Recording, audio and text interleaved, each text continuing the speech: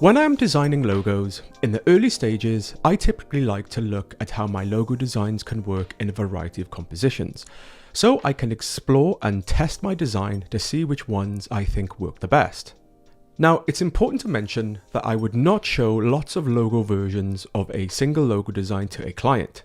Developing lots of versions in the early stage is just for my own development, to test and develop my design. Once I get to a stage where I feel I have developed enough options and I have created some that I think are working really well, I will then look to choose the best design in preparation to build a proposal document ready to show the client. Over the past few episodes, I demonstrated how I took my scamp designs and developed them into finished artwork in Illustrator. Now it's time to reflect on the work we have done up to this point and decide on which logo we are going to showcase to a client.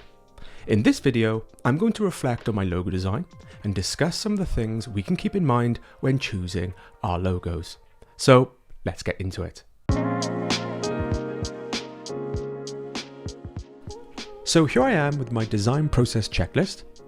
Once I am happy with the logo compositions I have created and we have checked the task, I can now move on to task 2 in step 3 of phase 3.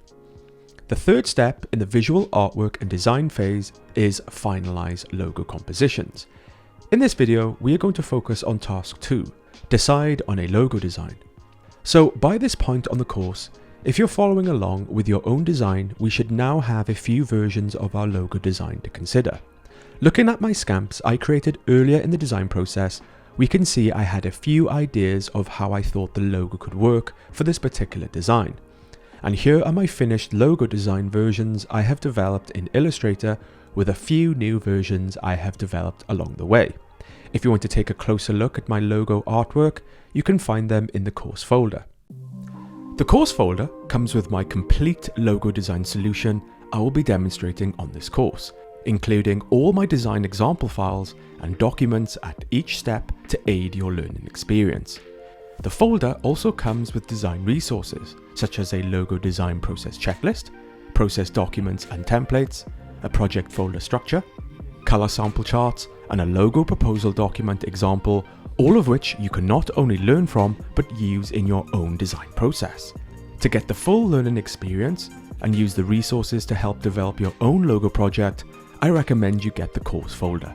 Download link with instructions is in the description.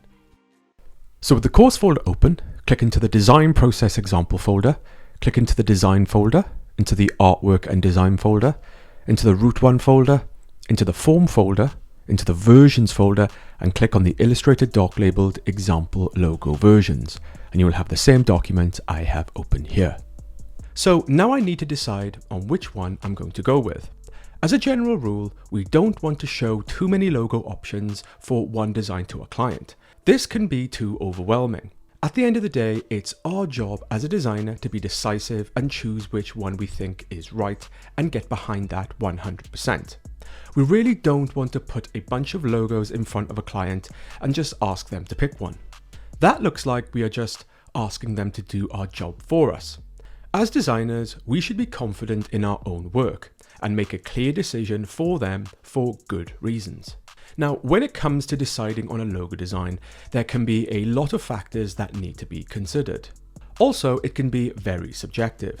If we showed our logo design to 1,000 people, we would get a lot of mixed reviews. So when choosing a design, I try not to pick one that I think I like, but try to pick one I think works the best, is the most appropriate, and is the most versatile for the context. So now I'm going to quickly reflect on my logo options I have here. So for me personally, for number 1, this is a standard combination mark, so we can feel confident this will be versatile and works very similar to how lots of combination marks work. Overall, I think it looks great. However, I do feel it's a bit cliche. There is nothing particularly original and exciting about the composition. A lot of logos look like this, which is fine, but we do want to try and do something a bit more exciting here for a music festival. For number 2, I think the emblem logo works really well because it's like a badge. Keeping in mind that this logo is for a music festival, and this would be really versatile. I could see this logo working really well in large format as well as small. I could see this as a sticker or a print on a t-shirt, on a big flag, and in big neon lights. I think this one would look great on merchandise too. It's a really nice self-contained lockup. For number 3, I think this is a bit more alternative and not the obvious choice. Again, keeping in mind that the logo is for a music festival. This does feel a little bit more unorthodox and contemporary, which I think could work well. Again, I could see this logo working really well in large format as a sticker or a print on a t-shirt and on a big flag and so on. However, is stacking the logo like this immediately legible? For number 4, this is an alternative to number 3, which looks to place the logo mark more simply to the left of the stacked type. For number 5, this is an attempt to stack number 4 so it can fit more into a tighter space. Personally, I like the stacked letters, but I wonder if it's immediately legible. For number 6, again we have another example that is a bit more alternative and not the obvious choice. For number 7, I am considering another way how the word mark could pair with the logo mark in a more unorthodox composition. For number 8, I think this is a really fun way of incorporating the elements together. I could see this one working really well in large horizontal formats as a banner or down the side of a big poster. And for number 9, again we have another unorthodox composition where I am considering an alternative way the word mark could pair with the logo mark. So lots of things to consider here. So which logo am I going to go forward with? So in this instance, I'm finding it tricky as I think they all have some good qualities. Now to help me decide, I always ask myself the following questions. Which one is the most appropriate? Which is the most versatile?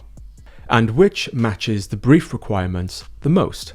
When deciding on my logo design, I'll always make sure I have good design reasons for my choice and not personal preferences such as likes and personal tastes. So for this project, I'm designing a logo for a music festival. The brief requires something contemporary, fresh and exciting. So I feel I need to go with a design that is a little more unexpected and memorable with a lot of impact, and that's going to be really versatile. Also, this is a design for a music festival which is going to have a large range of collateral across print and digital. So for me, my conclusion is I'm going to present logo 1, 2 and 8 as a set, as I think these 3 logo permutations would work really well across a variety of media.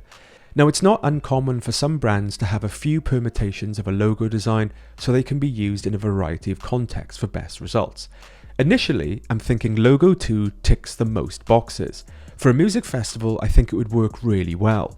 It's the most versatile out of the bunch, it's great as a badge, it works well in small and large formats, and would work well on merchandise, which is what the music festival is planning to do a lot of.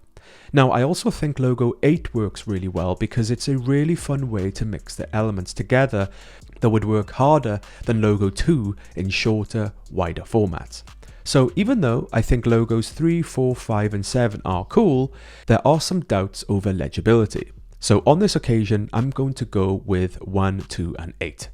Now keep in mind, some of you watching may disagree with the choices I made, and if you did, that's okay.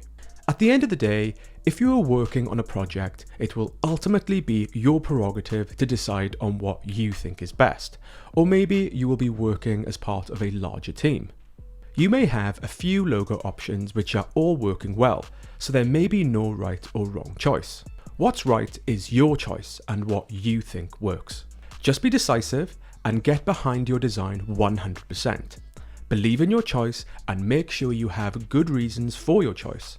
Because if a client or anyone else does not like your design, be ready to back it up with good reasons.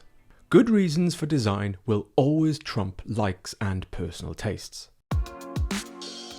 In this video, I reviewed and asked myself these questions in regards to my design.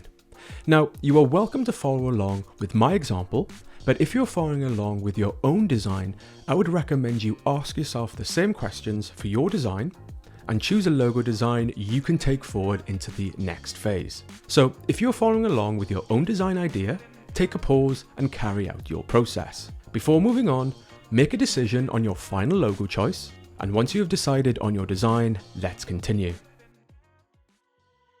So those are the questions I typically ask myself and how I decide on which logo design to go with. When deciding on my logo design, I'll always make sure I have good reasons for my choice and not personal preferences, such as likes and personal tastes. Now, once I have decided on my logo design, the hardest part is over. However, there are still a few things I need to do to get the logo in a finished position, ready to present to the client. Now, some of you may be wondering, what about color? And you would be right. Now I have my finished artwork in the bag and a chosen logo design, I can now focus on completing my logo and think about color. Now, color is a huge part of logo design, and I always like to wait until I have the form factor of my logo sorted and a chosen logo before I think about it. With my finished artwork and a chosen logo design, I can now focus on color. So in the next video, I'm going to demonstrate how I think about color, how I consider color, and choose color for my logo design. So see you in the next video.